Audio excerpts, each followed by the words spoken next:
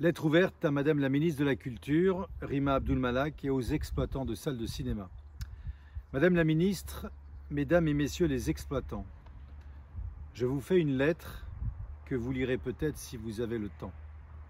Je viens de recevoir une lettre, ou plutôt un message d'annulation sans sommation, des futures avant-premières de notre dernier film L'Empreinte, sur l'exploit sportif inédit d'un jeune aventurier français. Alors que des exploitants de salles se réjouissaient d'accueillir ce film en ciné-débat, en présence de son héros, j'apprends stupéfait, tout comme les directeurs des salles concernées, que les futures avant-premières ont été subitement annulées. Ce film rencontrait déjà un vif succès cet été sur les routes de France. Je ne vous cache pas que je m'interroge sur les raisons et les motivations qui ont conduit à ces annulations. Que se passe-t-il? Y aurait-il une volonté de détruire l'âme du cinéma, ses émotions, ses débats, ses polémiques et de priver son public de sa diversité? Au XXIe siècle, comment expliquer ce diktat qui empêche certains auteurs et réalisateurs de penser et de créer? Une censure aussi malsaine qu'incompréhensible de la part de ceux qui s'érigent en paragon de la liberté d'expression et qui en vivent. Les salles se vident, et vous le savez, elles ont perdu 40% de leur public en moyenne. Des exploitants traditionnels comme le réseau CGR, premier réseau d'exploitation en France de salles de cinéma, ont décidé de vendre en 2021 ces lieux de débat. À qui? À ceux-là même qui sont à l'origine de ce marasme et qui, depuis 2 ans et demi, rachètent tout ou presque au nom de la numérisation du monde? Point d'interrogation. Le cinéma de demain sera-t-il à l'image des programmes de télé-réalité d'aujourd'hui où divertir empêche de réfléchir et de s'interroger? Que dire aussi de tous ces blockbusters qui génèrent le score de 0 entrée par semaine et bloquent nos salles de cinéma et empêchent les cinéphiles d'avoir le choix? Au nom de quoi? Cet art dont vous êtes les garants s'enfonce dans l'abîme de la pensée unique qui signe sa fin. Divertir, abrutir, pervertir et surtout ne pas contribuer à enrichir l'esprit et à ennoblir l'âme. Allez-vous laisser s'éteindre cette lumière qui nourrit notre imaginaire et aiguise notre regard sur le monde? Depuis 33 ans, j'ai la chance de faire sans doute le plus beau métier du monde.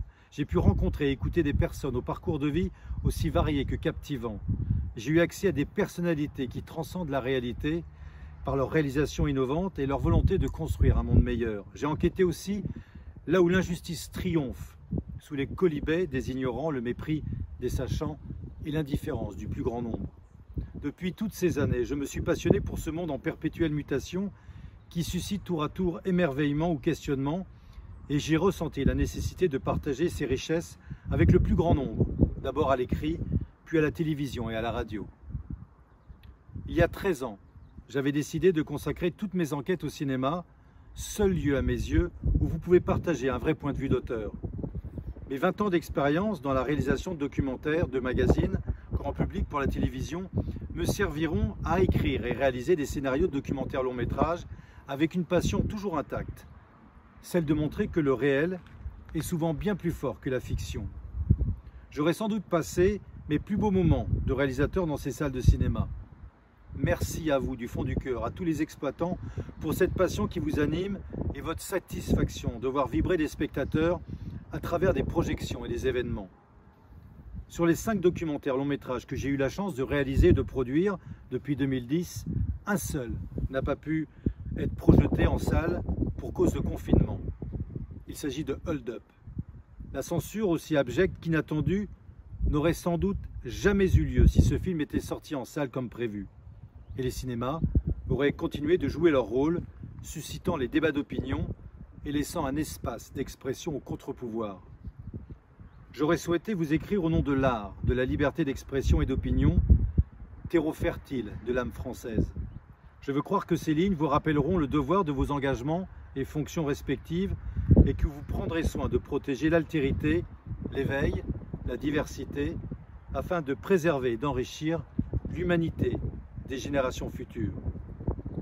Au vu de la situation, l'empreinte sera donc disponible sur la plateforme citizen-v.com à partir du 22 septembre.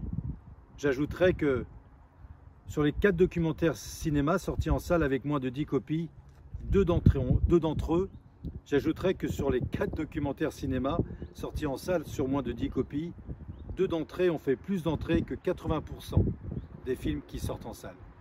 Je vous remercie. C'est bouleversant, inspirant, fantastique. Alors un mot sur le film. super, bouleversant d'émotions et d'authenticité comme tous vos documentaires. C'est bouleversant, vraiment. Restez qui vous êtes. Voilà, c'est merveilleux. Je continue. Un mot sur le film. C'est bouleversant.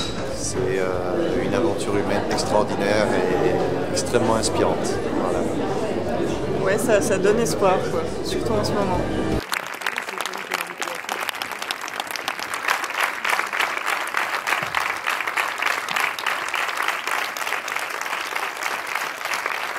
Ah, magnifique, c'est vraiment ce qu'on attendait, un moment d'espoir pour oser être pleinement soi-même et faire confiance. L'humanité a tout à nous apporter. Merci. Un mot sur le film. Tu peux pas t'arrêter de travailler, hein. Bah ouais, non mais c'est important. Après j'arrête. C'est magnifique. Et voilà, j'espère que ça va faire des émules partout. Sensationnel, ça donne la pêche, ça donne wow. C'est wow. Et très émouvant et très vrai.